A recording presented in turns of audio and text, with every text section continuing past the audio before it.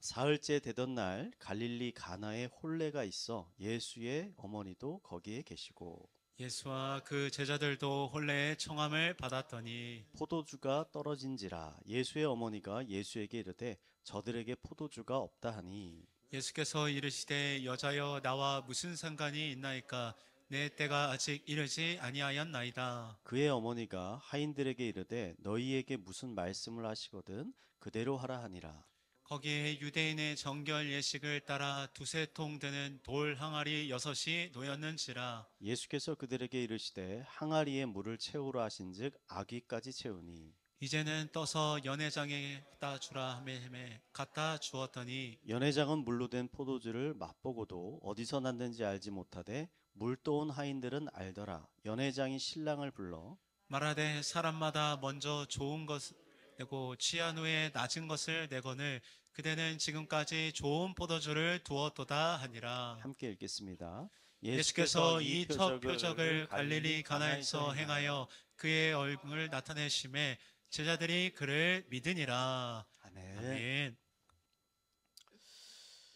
오늘 이야기의 시작은 예수님과 제자들이 가나에 있는 결혼잔치에 초대를 받는 것으로 시작이 됩니다. 이 가나라는 동네는 그 예수님이 자라신 나사렛과 매우 가까운 곳에 위치해 있었습니다. 아마도 이 신랑이나 신부 중 한 사람이 예수님과 가까운 친척이었을 것이다 라고 추측이 됩니다. 현대의 결혼식은 이제 한두 시간 정도면 한국은 다 끝나잖아요. 근데 이 당시 유대의 결혼식은 일반적으로 한 일주일 정도씩 진행이 됐습니다. 결혼식이 먼저 있고 나서 결혼식이 끝난 후에 연회를 여러 날 동안 축하하는 연회를 열었던 거죠. 그러니까 예수님과 예수님의 제자들이 아마 이 연회에 참석을 했던 것 같습니다. 이 결혼에 대한 기쁨이 한참 무르익어가는 도중에 이 연회에 큰 문제가 발생하게 됐습니다. 연애를 위해서 준비했던 이제 포도주가 다 떨어지게 된 겁니다. 아마 이제 신랑과 신부가 예상했던 것보다 사람들이 연애에 더 많이 참석을 했던가, 아니면 사람들이 예상보다 더 많은 포도주를 마셨던 것 같습니다. 이 포도주가 떨어지자 신랑과 신부가 지금 크게 당황을 하게 됩니다.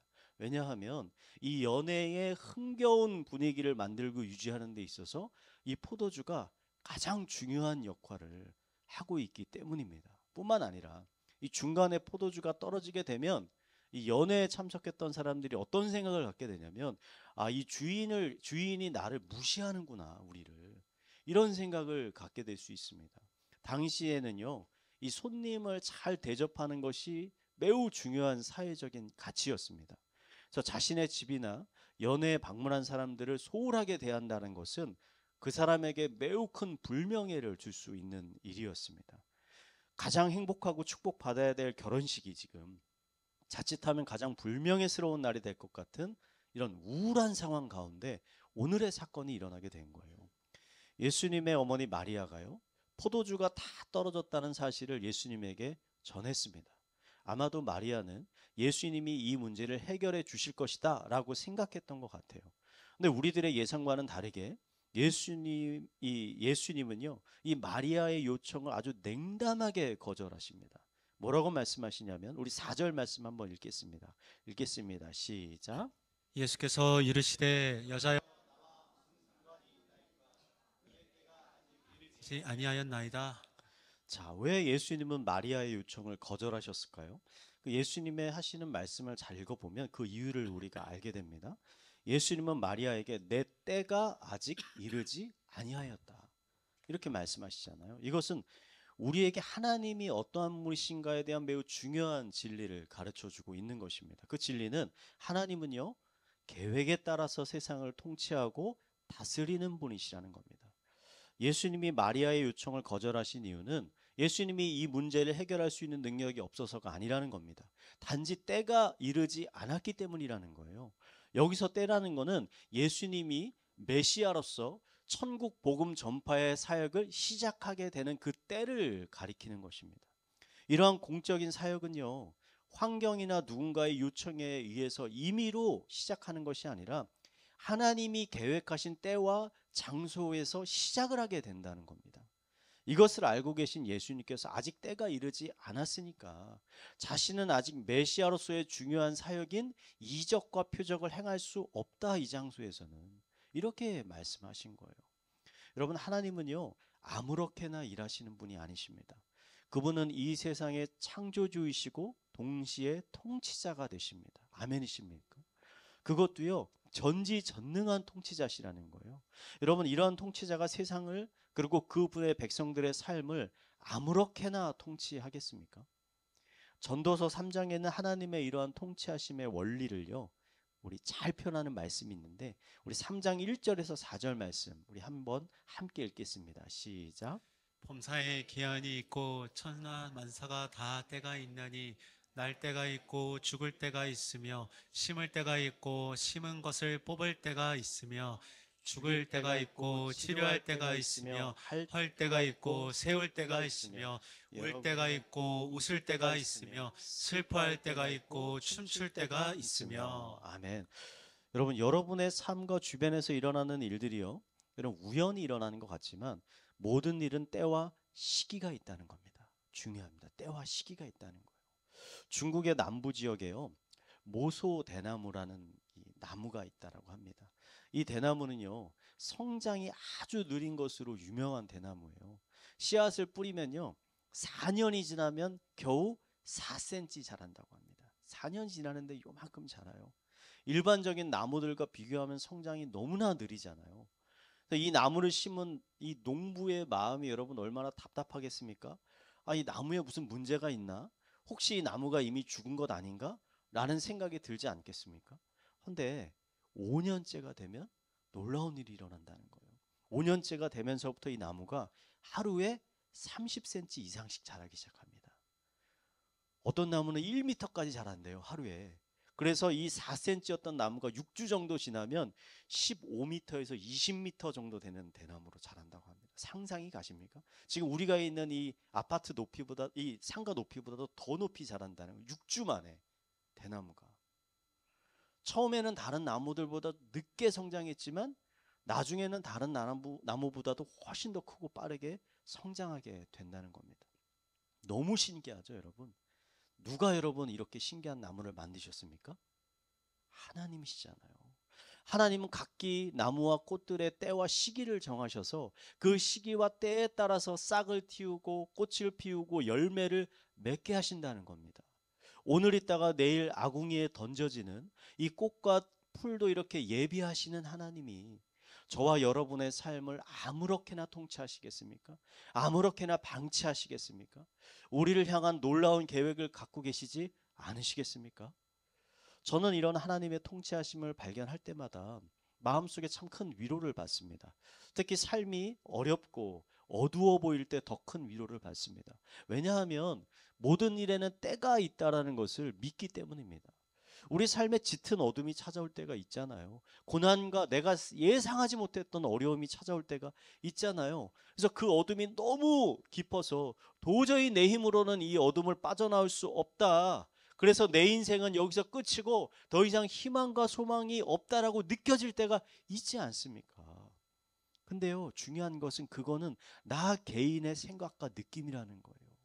날이 어둡다고 해서, 밤이 깊어졌다고 해서 태양이 사라진 게 아니라는 것입니다. 밤이 지나고 새벽이 오면 여러분 어떤 일이 일어나죠? 태양이 다시 떠오르게 되는 거죠. 하나님이 그렇게 만드셨기 때문에. 태양이 떠오르면 나를 억누르고 있던 어둠이 어느새 흔적도 없이 다 사라져 버리게 되는 것입니다. 하나님은 그분의 사랑하는 자녀들을요, 여러분 결코 어둠 가운데 영원히 내버려 두지 않으십니다. 때가 되면 하나님은 우리들에게 밝은 빛을 보내주실 것입니다. 당장 내 기도가 응답되지 않는다고 해서요, 여러분 낙심하거나 포기하지 마시기 바랍니다. 여러분, 내 기도가 응답되지 않는 대부분의 이유는요 뭐냐면 아직 하나님의 때가 이르지 않았기 때문입니다. 그러니 낙심하지 말고 여러분 포기하지 말고 조금만 더 하나님을 신뢰하고 인내하고 기도하시기 바랍니다. 언젠가 슬픔과 눈물이 사라지고 기쁨과 웃음이 가득한 날이 찾아오게 될 것입니다. 하나님이 주시는 풍성한 열매를 맺게 되는 날이 올 것입니다. 우리 옆에 분들에게 이렇게 고백합시다. 밝은 날이 찾아오게 될 것입니다. 네. 계속 말씀을 읽어보면 마리아는 예수님이 자신의 요청을 거절했는데도 불구하고 무슨 생각인지 이 연회장의 하인들에게 예수님이 시키는 대로 그대로 따르라고 말씀을 합니다. 마리아는 왜 이런 행동을 했을까요? 저는 그 이유가 마리아가 예수님의 성품을 너무나 잘 알고 있었기 때문이다. 어린 시절부터 예수님을 키워온 마리아는요, 예수님이 자비롭고 또 친절한 성품을 가진 분이라는 것을 잘 알고 있는 것입니다. 자신의 요청을 거절했지만 여전히 이 연회에 참석한 신랑과 신부와 또 참석한 사람들에 대한 공유한 마음을 가지고 계시다는 것을 알고 계신 거예요. 그래서 예수님이 냉담한 거절의 대답을 들었지만 마리아는 예수님이 결국 이들을 도와주실 것이라는 확신이 있었다는 거죠. 이러한 마리아의 예상이 틀리지 않았다는 겁니다. 얼마 지나지 않아서 예수님이 하인들에게 어떤 명령을 내려요. 저는 예수님의 이러한 행동이 하나님의 또 다른 중요한 성품을 우리에게 보여주고 있다고 생각합니다. 그것은 하나님은 여러분 자비하신 하나님이라는 겁니다. 자비하신 하나님. 분명 하나님은 계획과 뜻이 있으시잖아요. 아마도 예수님이 메시아로서 첫 번째 이적을 일으키는 장소는 이곳이 아니었을 겁니다. 원래의 계획은. 하지만 예수님께서 마음을 바꾸셔서 이곳에서 지금 놀라운 이적을 일으켜 주셨습니다. 예수님이 이 일을 하시는 것은 그냥 자신이 가진 놀라운 능력을 자랑하기 위해서 이런 일을 하시는 게 아니에요. 본래 그분의 계획과 뜻을 바꾸어 은혜를 베푸신 이유는 딱 하나. 오직 그 장소에 모인 사람들을 사랑하는 마음으로, 그들에게 긍휼을 베풀고자 하는 마음으로 그 일을 하셨다는 거예요. 그들에게 있는 기쁨이 사라지기를 원치 않으셨다는 거죠. 저는 우리가 하나님께 기도하며 나아갈 때 하나님이 어떠한 분이신지에 대해서 잘 이해하고 우리가 기도할 필요가 있다고 생각합니다. 그분은 이 세상 모든 만물을 다스리시는 공의의 하나님이시지만 동시에 우리를요, 자녀와 같이 돌보시는 사랑의 하나님이십니다. 아멘이십니까? 그러므로 우리가 이런 하나님께 나아갈 때는요, 어떤 태도로? 그분의 무한하신 사랑과 자비에 호소하는 겸손한 태도로 하나님 앞에 나아가야 된다는 거예요.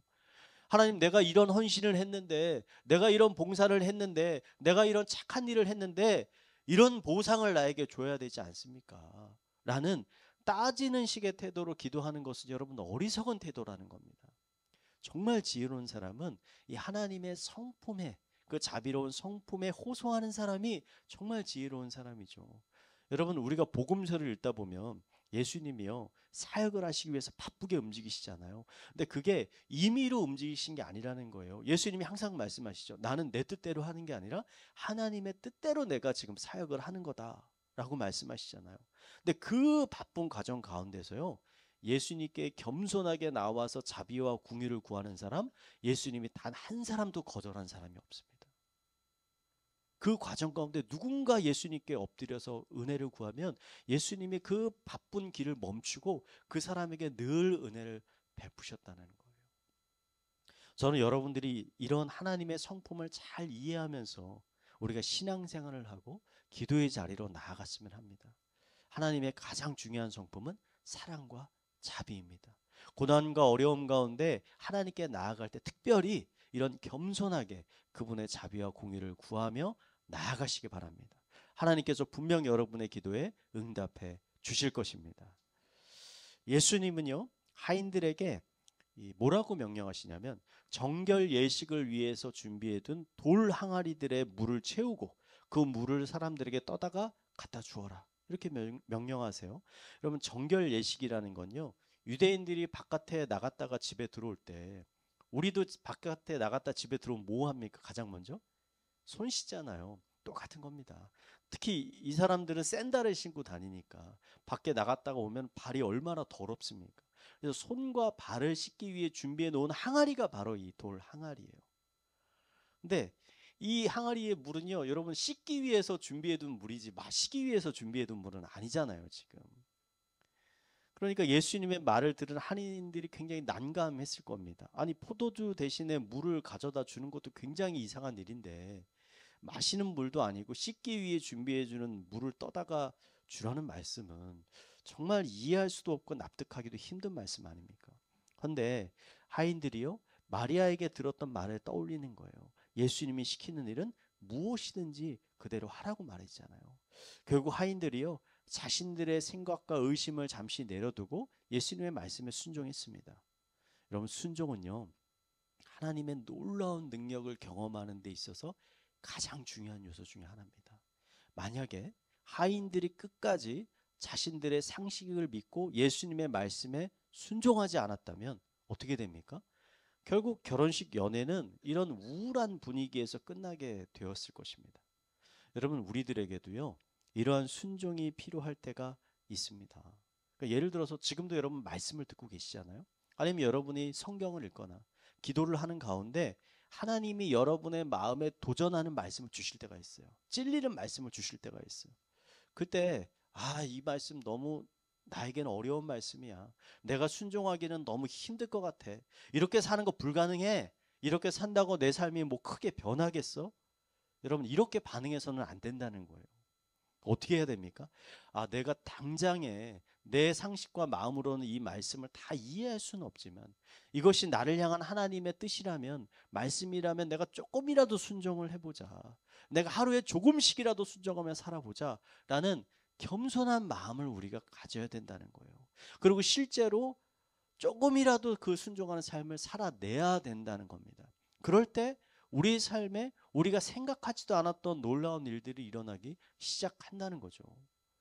저는요, 믿는 가정에서 태어났지만 중학생이 되면서부터 교회에 나가지 않기 시작했습니다. 거의 나가지 않고 고등학교 돼서는 아예 안 나갔어요. 불신자가 됐어요. 그러다가 20살 때 이 CCC 사형리를 통해서 예수님을 영접했거든요. 예수님을 영접한 후에 예전에 다녔던 교회 이제 대학부에 등록해서 신앙생활을 시작을 했습니다. 그러던 날 대학부 찬양팀에서 이 찬양 팀원을 모집한다는 광고가 있었어요. 그때 이제 소그룹 리더가 저한테, 형제님은 지금 아무런 봉사를 하고 있지 않으니까 찬양팀에 지원해 보는 게 어떠냐, 저한테 이런 얘기를 하는 거예요. 저는 저는 예수님 영접한 지도 얼마 되지 않았고 노래는 전 대중가요밖에 모릅니다. 찬양 아는 게 하나도 없습니다. 다룰 수 있는 악기도 하나도 없습니다. 저 같은 사람이 어떻게 찬양팀을 합니까? 못합니다. 라고 대답했어요. 그리고 그날 밤 집에 가서 말씀을 읽는데 제가 어떤 말씀을 읽게 됐냐면 신명기 14장 4절 말씀을 읽게 됐어요. 우리 한번 읽어볼까요? 한번 읽겠습니다. 시작. 너희는 너희의 하나님 여호와를 따르며 그를 경외하며 그의 명령을 지키며 그의 목소리를 청종하며 그를 섬기며 그를 의지하며. 아멘. 여러분, 저는 이 말씀이 하나님이 지금 나에게 하시는 말씀이라는 강한 느낌을 받았습니다. 하나님의 말씀에 순종하라는 거구나. 그래서 소그룹 리더의 말을 하나님의 뜻으로 받아들이고 그 다음 주에 가서 이 찬양팀에 지원을 했어요. 찬양팀장이 저한테 물었습니다. 혹시 다룰 수 있는 악기가 뭐 있습니까? 그래서 하나도 없습니다. 근데 집에 동생이 치던 통기타가 하나 있습니다. 그래가지고 대답했더니 그날부터 저는 대학부 기타 반주자 후보가 됐습니다. 치지는 못하니까 후보예요. 이 사람 밑에서 열심히 배워라, 이런 겁니다. 후보가 됐어요. 후보가 된 지 한 달쯤 지났는데 충격적인 사건이 일어났습니다. 기타 반주를 하던 형제가 갑자기 군대 영장이 나왔다는 거예요. 그래서 한 달 후에 입대를 한다는 거예요. 한 달 후에. 그래서 저는 찬양팀에 들어간 지 2달 만에 대학부 기타 반주자가 됐어요. 메인 반주자 저밖에 없어요. 여러분, 기타를 2달 배운 사람이 반주를 하니 그 반주가 얼마나 형편이 없겠습니까? 지금 생각해보니 그런 반주를 참아준 청년들이 정말 좋은 사람들이다, 이런 생각이 듭니다. 그렇게 신앙생활을 하다가 제가 24살에 중국으로 유학을 가게 됐거든요. 그래서 그곳에 있는 한인교회에서 신앙생활을 하게 됐는데 어느 날 대학부 교역자가 저한테 혹시 대학부 예배 찬양 인도를 할 수 있느냐고 물었어요. 저는 찬양 인도 한 번도 해본 적이 없습니다. 기타 반주만 제가 해봤습니다. 그러니까 딱 뭐라 그러냐면, 그러면 됐다. 기타 반주만 할 줄 알면 된다. 너무 두려워하지 말고 한번 해보라는 거예요. 그래서 제가 찬양 인도자가 됐는데 그 대학부가 조그만 대학부가 아닙니다. 한 400명쯤 되는 대학부입니다. 그 대학부 찬양 인도자가 됐어요. 놀라운 일이죠. 그러고서 1년이 또 지났어요. 교회 대예배 찬양 인도자가 갑자기 개인적인 사정에 의해서 사임을 하게 됐습니다. 이제 그러자 이번에는 담임 목사님이 저한테 교회 대예배 찬양 인도하느냐고 할 수 있냐고 물었는데, 여러분 이 교회는 3천 명 되는 교회입니다. 그래서 제가 이 한인교회 대예배 찬양 인도자가 된 거예요. 너무 놀라운 일이잖아요. 그것이 좋은 경험이 되어서 나중에 제가 목회를 시작한 이후에 줄곧 교회에서 주일 예배 찬양 인도를 하게 된 겁니다. 여러분 지금 생각해 보면 너무 놀라운 일이죠. 20살까지 찬양과는 아무런 상관이 없는 삶을 살았던 제가, 다룰 수 있는 악기도 하나도 없었던 제가 그냥 하나님이 주신 말씀에 순종했더니 수많은 예배 찬양을 인도하는 찬양 인도자로 제가 쓰임을 받게 됐다는 거예요. 만약에 제가 그 20살에 하나님의 말씀에 순종하지 않았다면 어떻게 됐을까요? 아마 지금처럼 찬양을 통해서 은혜를 누리지 못하겠죠. 여러분 조그마한 순종이요, 그때는 별것 아닌 것처럼 보입니다. 이게 뭐라고. 근데 하나님은 우리들의 그 작은 순종을 통해서 놀라운 미래를 만들어 가십니다. 아멘이십니까? 우리 옆에 분들에게 이렇게 권면합시다. 하나님의 말씀에 바로 순종합시다. 하인들이 예수님의 말씀에 순종해서 물을 하객들한테 가져다 주자 이 연회장에 놀라운 일이 벌어지게 됐습니다. 하인들이 가져온 물이요, 최고급 포도주로 변하게 된 거예요. 이 포도주를 맛본 하객들이 기뻐하면서 이 신랑을 불러서 크게 칭찬합니다. 일반적인 결혼식은 처음에는 좋은 포도주를 주어서 이 하객들을 취하게 만든 다음에 하객들이 어느 정도 취해서 맛을 분별하지 못할 정도가 되면 이 최하급의 포도주를 줘서 연애 비용을 줄이는 거죠. 근데 이 결혼식의 신랑은 오히려 나중에 더 최고급 포도주를 주었다고 하면서 모든 사람들이 신랑을 칭찬하고 기뻐하게 됐다는 거예요. 여러분 우울하게 끝나버리게 될 것 같던 연애가 예수님의 놀라운 이적으로 인해서 다시 기쁨과 활력을 지금 되찾게 됐습니다. 성경은 이것이 예수님이 갈릴리에서 일으키신 첫 번째 이적이었다라고 기록했어요.